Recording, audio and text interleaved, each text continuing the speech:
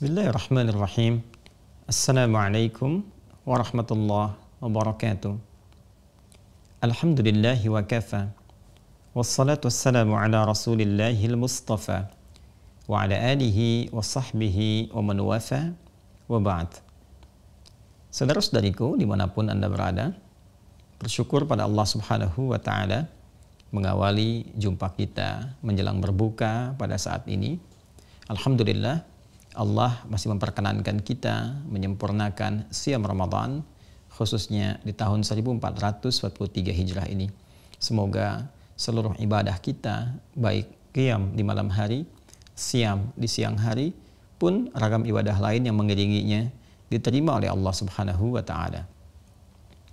Saudara-saudariku, ada satu hal yang sangat menarik dan mendapatkan perhatian begitu tinggi dari Rasulullah SAW yang tentunya ditujukan pada kita semua, insan beriman yang berharap mendapatkan nilai terbaik dari siam Ramadan yang ditunaikan, yang berharap pahala yang sempurna, ibadah yang sempurna, dan tentunya kesuksesan mendapatkan nilai takwa di hadapan Allah Subhanahu wa taala.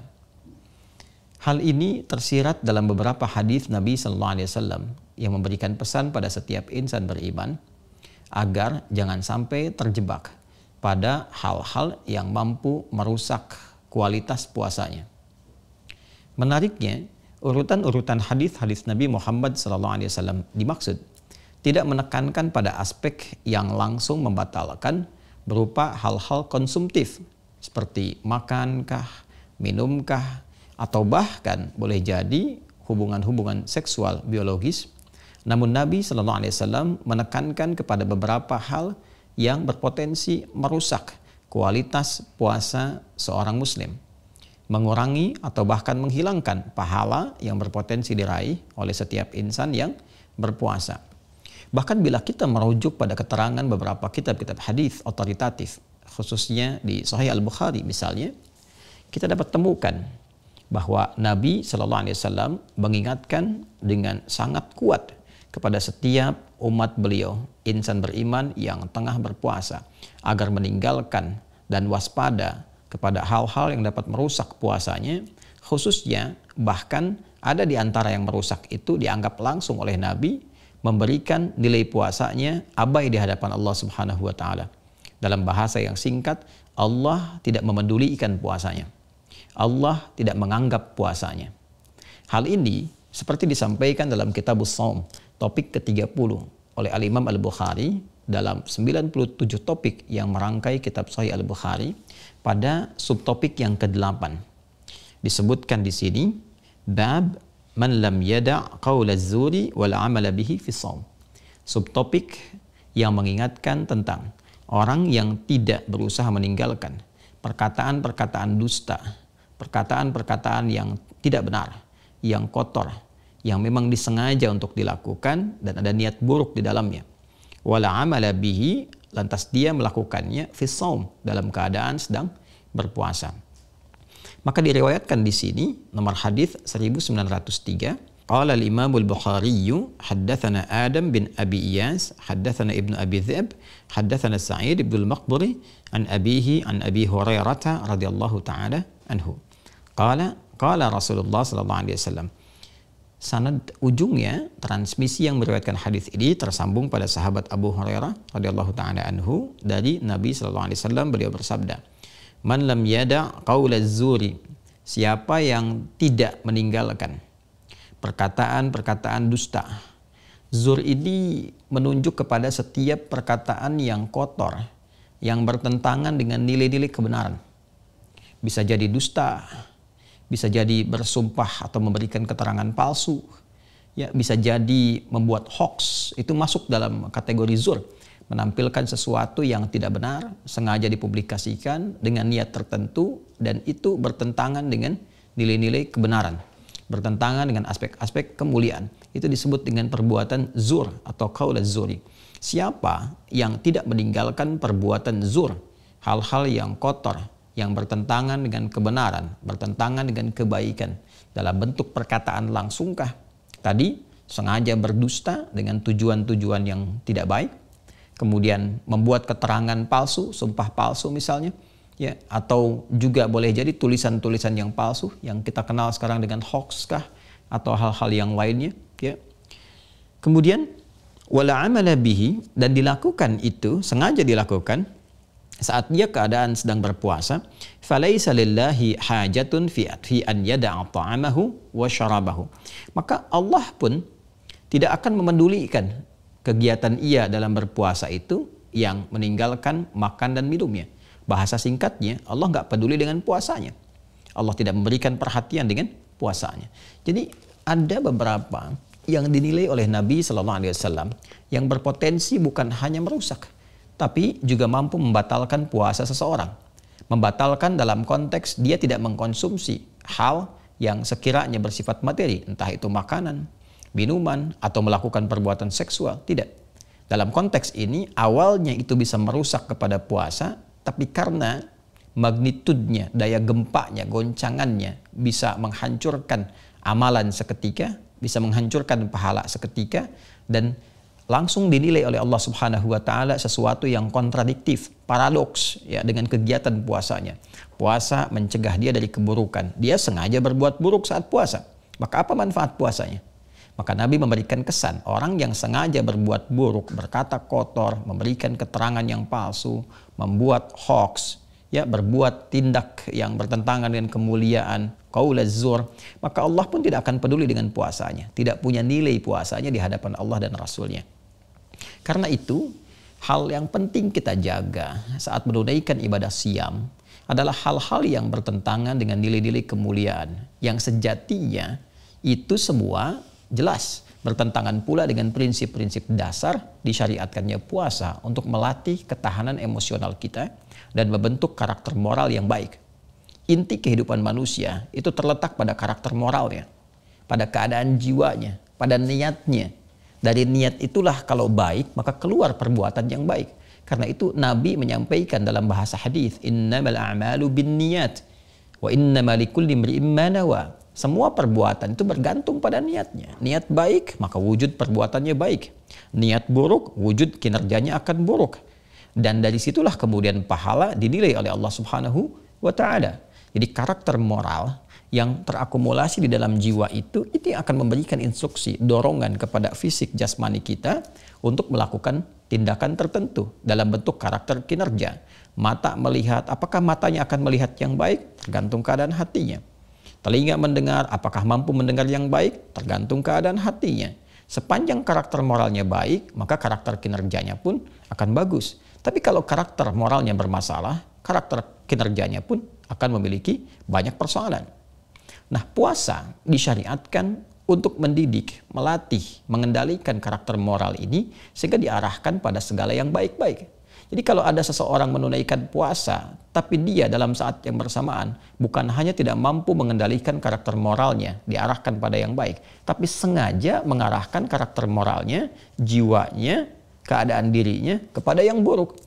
Berkata yang kotor, berbuat, memberikan keterangan yang palsu, yang tidak baik, membuat hoax. Itu orang yang puasa dan sengaja berbuat demikian. Kata Nabi, puasanya tidak punya nilai di hadapan Allah Subhanahu wa Ta'ala.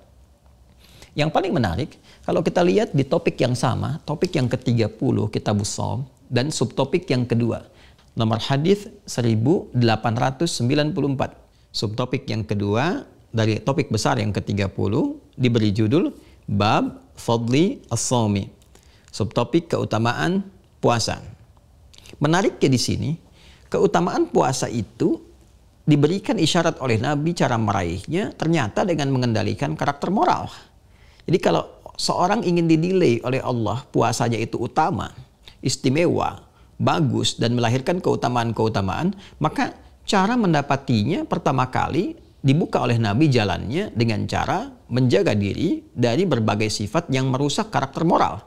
Mari kita lihat ya diantaranya. Qala al-Imam al-Bukhari haddatsana Abdullah bin Maslamah an Malik an Abi Zanad an al-A'raj an Abi Hurairah radhiyallahu taala anhu anna Rasulullah sallallahu alaihi wasallam, disampaikan oleh sahabat Abu Hurairah radhiyallahu taala anhu bahwa Rasulullah sallallahu alaihi wasallam qala, pernah bersabda, as-siyamu junnatun, Puasa jika ditunaikan dengan benar itu sesuai ketentuan dan aturannya junnah, akan melahirkan perisai imajiner.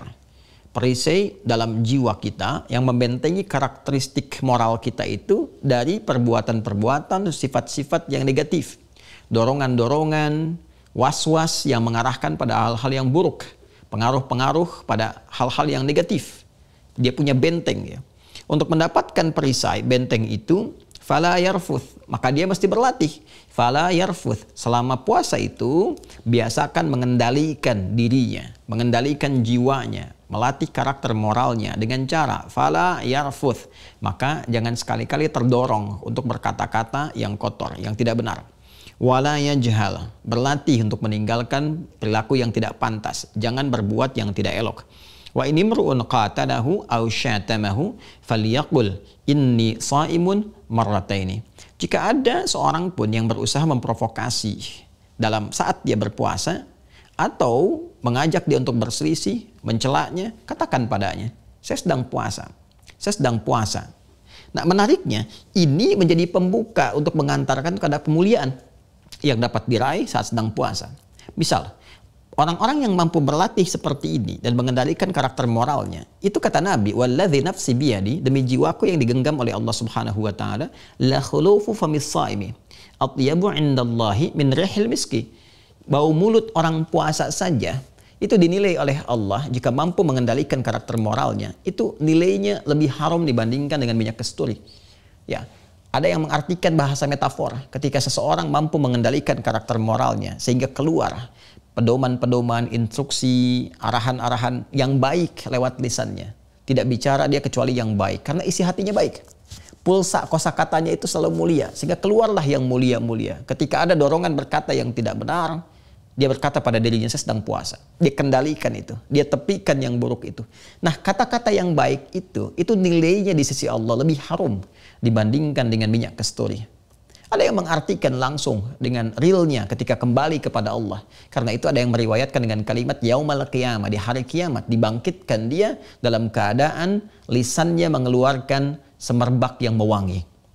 Nah, hal itu apresiasi tinggi dimaksud hanya mampu diraih dengan cara apa? Ketika seseorang mampu mengendalikan karakter dirinya, karakter moralnya. Sehingga dari karakter moralnya itu, dari niatnya, dari keadaan hatinya yang bersih, qad aflaha man zakkaha, sungguh bahagia, tentram, damai, sukses orang yang mampu menyucikan jiwanya itu, jiwa takwanya, maka keluar karakter kinerja, perangkat-perangkat menggerakkan secara motoris kepada pandangannya, di matanya, telinganya, lisannya, sampai ke ujung kakinya. Ketika keluar perilaku yang baik itu, maka keluarlah jaminan Allah Subhanahu wa taala sebagai dampak atau akibat dari keberhasilan puasanya. Ini kemuliaannya. Lisannya mewangi, pandangannya bagus, telinga mendengar yang mulia, kakinya melangkah pada yang baik-baik, maka dimuliakan oleh Allah dengan mewangi di hari kiamat, dan setiap perbuatannya punya nilai yang tinggi di hadapan Allah Subhanahu wa taala. As-siyamu li wa ana ajzi bihi. Di hadis qudsi lanjutannya kata Allah Subhanahu wa taala lewat lisan Nabi sallallahu alaihi wasallam, puasa itu ditujukan untukku kata Allah, dan aku yang langsung memberikan ukuran pahalanya. Allah memberikan penilaian secara langsung Allah perintahkan berikan pahala sekian, berikan pahala sekian. Yatruku ta'amahu wa syarabahu wa syahwatahu min ajli. Dia meninggalkan makannya, minumnya, syahwatnya, ditujukan karena aku kata Allah, as-siyamu li wa ana ajzi bihi wal hasanatu bi asyri amsalihha. Dia berpeluang sedikitnya 10 kebaikan. Tapi ketika Allah memberikan dengan kehendaknya bisa berlipat-lipat tanpa batas. Untuk mendapatkan kemuliaan itu, langkah awalnya adalah menjaga dari segala yang merusak. Karena itu teman-teman, dimanapun Anda berada, mari saya, Anda, kita, dalam momentum puasa Ramadan kali ini, kiranya kita mengambil sebagian dari satu bagian yang utuh terkait latihan memantapkan ibadah Ramadan kita. Satu bagian ini terdiri dari amal saleh yang kita tingkatkan dan amal salah yang harus kita jauhi. Konsepsi amal salah ini adalah mengendalikan nafsu kita, jiwa kita dari karakter-karakter moral yang negatif sehingga lahirlah segala hal yang bernuansa positif dalam kehidupan kita. Tinggalkan kata-kata kotor, jauhi hoax, jauhi keterangan-keterangan yang merusak, perbuatan-perbuatan tidak pantas, sehingga dengan itu semua berlatih selama sebulan penuh, lahirlah pribadi paripurna dengan moral takwa yang melahirkan kemuliaan dalam berkehidupan. Semoga kita mampu meraihnya sehingga sampai kembali kepada Allah dalam kemuliaan. Allahumma taqabbal minna innaka antas sami'ul alim wa tub 'alaina innaka antat tawwabur rahim. Rabbana atina fid dunya hasanah wa fil akhirati hasanah wa qina adzabannar. Wa sallallahu ala sayyidina Muhammad wa ala alihi wa sahbihi ajma'in. Wa akhiru da'wana subhanakallahumma wa bihamdika asyhadu an la ilaha illa anta nastaghfiruka wa natubu ilaik. Walhamdulillahi rabbil alamin. Assalamualaikum warahmatullahi wabarakatuh.